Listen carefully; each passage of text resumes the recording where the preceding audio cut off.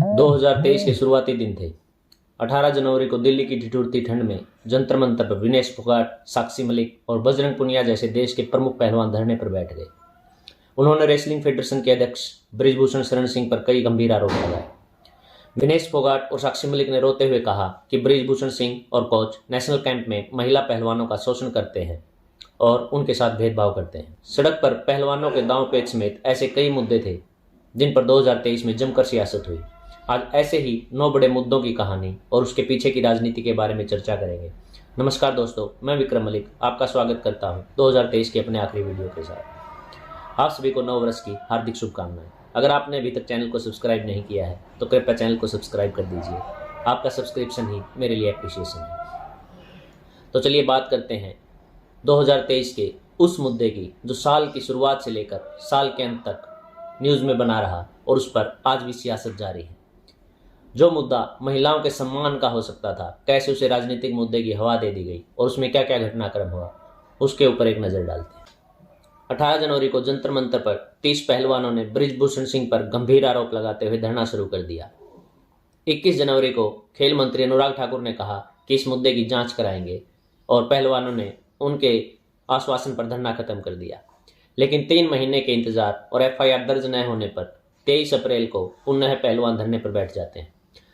इसी बीच supreme court में याचिका लगाई जाती है और सुप्रीम कोर्ट के आदेश पर FIR दर्ज कर ली जाती है। 3 मई को पुलिस और पहलवानों में झड़प होती है। बृजभूषण सिंह की गिरफ्तारी नहीं होती है, पुलिस उसकी जांच करती है और चार्जशीट जारी हो जाती है, लेकिन अभी भी बृजभूषण सिंह बाहर होते हैं। इसी दौरान उनका कार्यकाल खत्म हो जाता है और फिर से चुनाव करवाए जाते हैं। 21 दिसंबर को बृजभूषण सिंह के खास और उनके बिजनेस पार्टनर संजय सिंह पुनः अध्यक्ष बन जाते हैं। इसके विरोध में बजरंग पुनिया अपना पद्मश्री वापस कर देते हैं और साक्षी मलिक कुश्ती से संन्यास लेने की घोषणा कर देती है। उसके साथ ही गूंगा पहलवान के नाम से विख्यात पहलवान भी अपने सभी अवार्ड वापसी की घोषणा कर देते हैं। इन सब से सरकार थोड़ा कदम पीछे खींचती है और नए अध्यक्ष समेत पूर्ण WFI को पुनः भंग कर देती है और जांच की भरोसा देती है। इसके पीछे की राजनीति अगर समझने की कोशिश करें तो सरकार ने बृजभूषण सिंह को फौरन पद से नहीं हटाया। उससे एक संदेश गया कि सरकार किसी भी दबाव में काम नहीं करती है। इसके साथ ही ये संदेश भी गया कि बृजभूषण का बहुत ज़्यादा दबदबा बीजेपी पार्टी में है और उनके दबदबे की वजह से उन्हें नहीं हटाया गया। पहले सरकार ने जांच कमेटी बनाकर मामले को टालने की कोशिश की। साक्षी के संन्यास से हालात बदलने लगे तो सरकार समझ गई कि मामला बिगड़ जाएगा, इसलिए उन्होंने WFI को अगले ही दिन सस्पेंड कर दिया। लेकिन इसके बावजूद बृजभूषण सिंह पर अब तक कोई कार्रवाई नहीं हुई है, जिसमें सरकार की छवि थोड़ी तो धूमिल हुई है। इसके अलावा एक और बड़ा मुद्दा जो सियासी गलियारों में बहुत ही चर्चा का विषय बना और जिसने एक तरह से कहे कि कांग्रेस को पुनः जीवित भी कर दिया, वो था मोदी सरनेम वर्सेस राहुल गांधी। एक सभा में राहुल गांधी कहते हैं कि नीरव मोदी जैसे कुछ नेता जो घोटाले करके भाग जाते हैं, क्या ये कोई इत्तेफाक है जिसमें हर सरनेम जिसके पीछे मोदी हो वो चोर निकलता है। इसको बीजेपी ने मोदी बनाम कांग्रेस बनाने की कोशिश की, इसे OBC के अपमान के साथ जोड़ने की कोशिश की और 23 मार्च 2023 को सूरत की कोर्ट में राहुल गांधी को 2 साल की सजा सुनाई और अगले ही दिन तेज कार्रवाई करते हुए उनकी सांसदी को भंग कर दिया जाता है और उनसे बंगला भी ले लिया गया। सुप्रीम कोर्ट ने 4 अगस्त को सजा पर रोक लगा दी, सांसदी बहाल हो गई, लेकिन मानहानि केस सेशन कोर्ट में अभी भी चल रहा है। तो इसके पीछे की राजनीति को अगर समझें तो ये राहुल और मोदी के बीच पर्सनैलिटी की लड़ाई लग रही है। ना इसमें बीजेपी को कुछ मिला और ना ही कुछ कांग्रेस को। हालांकि कांग्रेस को इससे सहानुभूति थोड़ी जरूर प्राप्त हुई। एक संदेश ये भी गया कि मौका मिला तो बीजेपी किसी को नहीं छोड़ेगी। केस बीजेपी विधायक पूर्णेश मोदी ने बीजेपी शासित राज्य गुजरात में ही दर्ज करवाया था। सुप्रीम कोर्ट तक जाते जाते बीजेपी का स्टैंड पूरी तरह से इंडिकेट नहीं हो पाया। राहुल को राहत मिल गई और साथ ही राहुल ये संदेश देने में भी सफल रहे कि उनके खिलाफ साजिशें रची जा रही है और इतने छोटे से मुद्दे पर इतनी तेजी से कार्रवाई ने यह भी सूचित किया कि बीजेपी एक तरफा कार्रवाई कर रही है। इससे राहुल को सहानुभूति मिली और उनके कैंपेन को और उनकी छवि सुधारने में बहुत ज़्यादा मदद भी मिली। तीसरा बड़ा मुद्दा जो रहा वो था संसद के अंदर 13 दिसंबर 2023 को संसद हमले की बरसी पर ही संसद के शीतकालीन सत्र के दौरान लोकसभा में 2 युवक दर्शक दीर्घा से सदन में कूद गए उन्होंने वहां पर स्मोक गन चलाए। संसद की सुरक्षा में सेंध पर विपक्ष ने जोरदार हंगामा किया और अमित शाह के बयान की मांग करने लगे। इसी मुद्दे पर ज्यादा विवाद होता देख लोकसभा और राज्यसभा में कुल मिलाकर करीब 150 सांसदों को निलंबित कर दिया गया, जो इतिहास में सबसे ज्यादा है, और एक तरह से दोनों ही सदन विपक्ष रहित हो गई। इससे बड़ी कार्रवाई संसद के इतिहास में पहले कभी नहीं हुई थी, तो इस पर जाहिर था सियासी घमासान तो होना ही था। इस मुद्दे पर सरकार के स्टैंड से विपक्ष की रणनीति ध्वस्त नजर आई। 2-2.5 महीने का ही कार्यकाल बाकी है। हालांकि विपक्ष मुझे लगता है यहाँ पर थोड़ा चूक गया। अगर विपक्ष चाहता तो इस्तीफा देकर सदन के बाहर आ सकता था। राजीव गांधी के समय में ऐसा पहले हो भी चुका था कि पूरे विपक्ष ने एक साथ इस्तीफा दे दिया था। इस मामले में पक्ष और विपक्ष दोनों ही जिद पर अड़े हुए हैं। विपक्ष को सदन से निकालने का संदेश कुछ बहुत अच्छा नहीं गया है। इससे सरकार की फिर से किरकिरी हुई है और सरकार के खिलाफ ये भी एक हवा बनाने का माहौल सा तैयार हो रहा है कि सरकार किसी की सुनना नहीं चाहती और विपक्ष इसे तानाशाही से जोड़ा कर देख रहा है। जनता में सरकार के खिलाफ कोई खास संदेश इससे जा नहीं रहा है कि सरकार सदन में विपक्ष को सुनना नहीं चाहती। सदन में ही एक और बड़ा मुद्दा हुआ। अक्टूबर 2023 में बीजेपी सांसद निशिकांत दुबे ने स्पीकर ओम बिरला को लिखा कि टीएमसी सांसद महुआ मोइत्रे पैसे लेकर सवाल करती है। महुआ मोइत्रे वही थी जिन्होंने अंबानी के खिलाफ संसद में बहुत ही तेजस्वी और बहुत ही बढ़िया भाषण दिए थे और उनको एक तरह से घेरने की कोशिश की थी।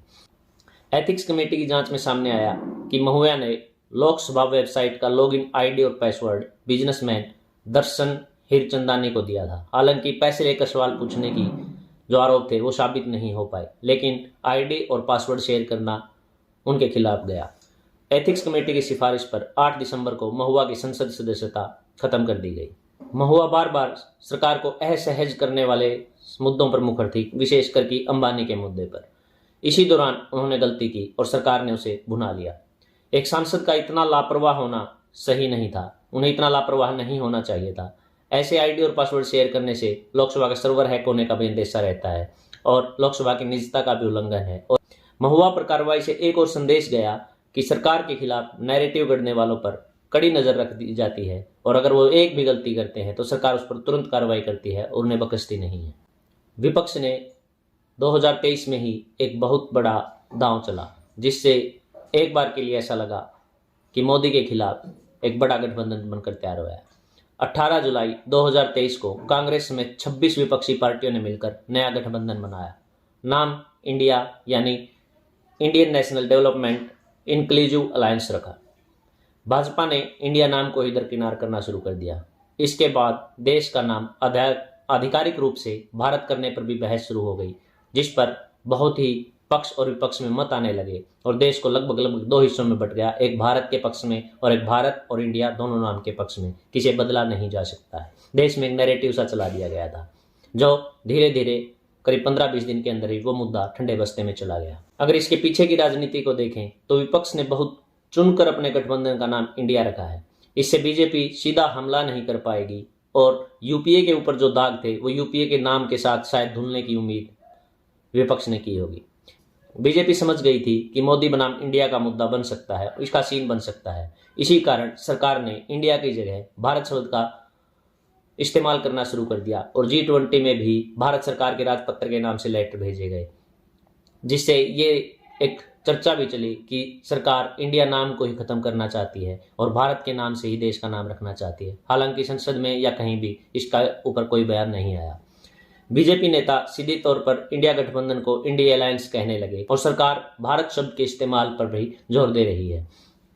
तो एक तरह से ये विपक्षी गठबंधन सरकार के लिए थोड़ी मुश्किलें खड़ी करता नजर आया, लेकिन साल के अंत तक आते आते गठबंधन में ही दरारों की खबरें हैं और ऐसा लग रहा है कि लोकसभा चुनाव तक सीटों के बंटवारे के नाम पर या पीएम की रेस के नाम, और साल के अंत तक ऐसा लग रहा है आते आते कि इंडिया गठबंधन ही टूट जाएगा। पीएम के नाम पर, सीटों के बंटवारे के नाम पर या क्षेत्रीय पार्टियों को ज्यादा टिकटें देने के नाम पर। साल 2023 में ही प्रधानमंत्री मोदी की महत्वाकांक्षी योजना यानी नए संसद भवन का निर्माण भी होता है। 28 मई 2023 को यानी कि वीर सावरकर के जन्मदिन के दिन ही नए संसद भवन का उद्घाटन होता है। संपूर्ण विपक्ष इसका बहिष्कार करता है। उद्घाटन प्रधानमंत्री नरेंद्र मोदी के हाथों किया गया, जबकि विपक्ष की मांग थी कि सदन का उद्घाटन राष्ट्रपति के हाथों किया जाना चाहिए। सभा हस्तांतरण के प्रतीक सेंगोल को भी स्थापित किया गया, जिससे नेहरू को जोड़ने की कोशिश की गई। बड़े लीडर्स लोगों की यादों में फिजिकल मेमोरी के रूप में दर्ज होते हैं। यादें इमारतों से बनती है, सड़कों से बनती हैं। मोदी ने भी यही किया है।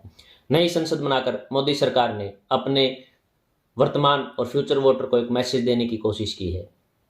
सेंगोल के रूप में इतिहास और नेहरू को याद किया गया, बताने की कोशिश की गई कि हम कुछ नया नहीं कर रहे हैं, जो इतिहास ने किया वही दोहरा रहे हैं। लेकिन मेरे हिसाब से 2023 का सबसे बड़ा मुद्दा था मणिपुर हिंसा। मई 2023 में मणिपुर में मैतेई और कुकी समुदाय के बीच हिंसा की आग भड़की थी। इसी बीच महिलाओं को न्यूड करने का वीडियो भी वायरल हो जाता है। विपक्ष ने सरकार पर अनदेखी करने का आरोप लगाए। पीएम मोदी से संसद में सवाल देने की मांग की। मोदी की तरफ से कभी जवाब नहीं आया, तो विपक्ष ने अविश्वास प्रस्ताव की चाल चली और मोदी को संसद में बयान देने पर मजबूर कर दिया। हालांकि करीब 1 घंटा तक बोलने पर भी जब मोदी ने मणिपुर के बारे में कुछ नहीं बोला तो विपक्ष ने वॉकआउट कर दिया, जिसके बाद मोदी मणिपुर पर बोले और थोड़ी देर में ही मणिपुर को सांत्वना भी दी। केंद्र और राज्य दोनों जगह बीजेपी सरकार होने के बावजूद दो समुदायों के बीच इस कदर हिंसा फैली, ये मिस हैंडलिंग का एक बहुत ही नायाब उदाहरण है। सरकार मामले की गंभीरता को समझने में नाकामयाब रही। एक्शन में देरी से दो समुदायों के बीच जो क्लैश हुआ वो सालों साल तक रह सकता है और इस आग को बुझाने में बहुत समय लगेगा, मणिपुर को शांत करने में बहुत समय लगेगा। विपक्ष मणिपुर के मुद्दे पर पीएम मोदी को घेरना चाहता था, इसलिए अप्रस्ताव भी लेकर आया, जो कि 10 अगस्त तक आते आते गिर गया, जिसकी कोई उम्मीद भी नहीं थी। हालांकि विपक्ष यहाँ पर एक चूक कर गई कि वो अंत तक सदन में नहीं बनी रही और जिस मुद्दे को लेकर वो सदन में अविश्वास प्रस्ताव लाए थे उसी मुद्दे पर वो कम बोले, ऐसा आरोप लगता रहा और विपक्ष ने शायद थोड़ी चूक भी कर दी। लेकिन दो समुदायों के बीच हिंसा और इतनी मौतों का जवाब सरकार देने में अभी भी विफल है। सियासी गलियारों में हाल ही में नेशनल पार्टी बनी आम आदमी पार्टी भी पीछे नहीं रही। 26 फरवरी 2023 को सीबीआई ने दिल्ली के डिप्टी सीएम मनीष सिसोदिया को नई शराब नीति के मामले में गिरफ्तार किया गया। दिल्ली की नई शराब नीति आपके गले की फांस बन गई है। उन पर शराब कारोबारियों को लाभ पहुंचाने के लिए 144.36 करोड़ रुपए के सरकारी राजस्व के नुकसान का आरोप है। 4 अक्टूबर को राज्यसभा सांसद संजय सिंह को गिरफ्तार किया गया। दोनों नेता जेल में हैं। अब ईडी ने दिल्ली के सीएम अरविंद केजरीवाल को भी सम्मन भेजा है कि इससे पार्टी को फायदा हुआ है तो जवाबदेही पार्टी मुखिया की भी बनती है। इस केस से पता चलता है कि हमारा चुनावी तंत्र बेहद भ्रष्ट है। जो नेता या पार्टी खुद को पाक साफ बताते हैं वो भी कहीं ना कहीं उसमें फंसी जाते हैं। इससे एक संदेश यह भी गया कि आम आदमी पार्टी की छवि भ्रष्टाचार मुक्त पार्टी की है और उसके नेता ही भ्रष्टाचार में लगातार फंसते जा रहे हैं। तो आम आदमी पार्टी के खिलाफ ये साजिश चल रही है या वाकई वो भी भ्रष्ट हैं, इसका फैसला तो कोर्ट करेगा। लेकिन दो नेताओं की जेल और उन्हें जमानत न मिल पाना एक तरह से उनकी भ्रष्टाचार की ओर इंगित जरूर करता है। 18 जुलाई 2023 को इंडिया गठबंधन ने देश में जातिगत जनगणना की मांग उठाई। बिहार में 2 अक्टूबर को जातिगत जनगणना के आंकड़े जारी हुए। राहुल गांधी ने भी कांग्रेस शासित प्रदेशों में जातिगत जनगणना की बात कही। इन सुर्खियों के बीच पीएम मोदी ने कहा कि विपक्ष देश को जाति के नाम पर बांटना चाहता है और जातिगत जनगणना हाल ही में हुए विधानसभा चुनाव में एक बड़े मुद्दे के रूप में रही और दोनों ही पार्टियों ने इसे बहुत ही जबरदस्त तरीके से उठाया भी। बीजेपी को डर है कि जातिगत जनगणना से अगड़ी जातियों के उसके वोटर नाराज हो सकते हैं। बीजेपी का परंपरागत हिंदू वोट बैंक भी बिखर सकता है। विपक्ष के जातिगत जनगणना को काउंटर करने के लिए बीजेपी बड़ी संख्या में ओबीसी समुदाय के सीएम और मंत्री भी बना रही है ताकि जातिगत जनगणना का जो विपक्ष का कार्ड है उसकी काट की जा सके। तो दोस्तों ये थे 9 बड़े मुद्दे जिन्होंने सियासी गलियारों में बहुत चर्चा बटोरी। अगर ऐसा कोई मुद्दा आपकी नज़र में है जो हमारी नज़र से बच गया तो कमेंट बॉक्स में ज़रूर बताएं और आप हमारे साथ जुड़े रहे। चैनल को सब्सक्राइब कर दीजिए। आप सभी को नव वर्ष की हार्दिक शुभकामनाएं।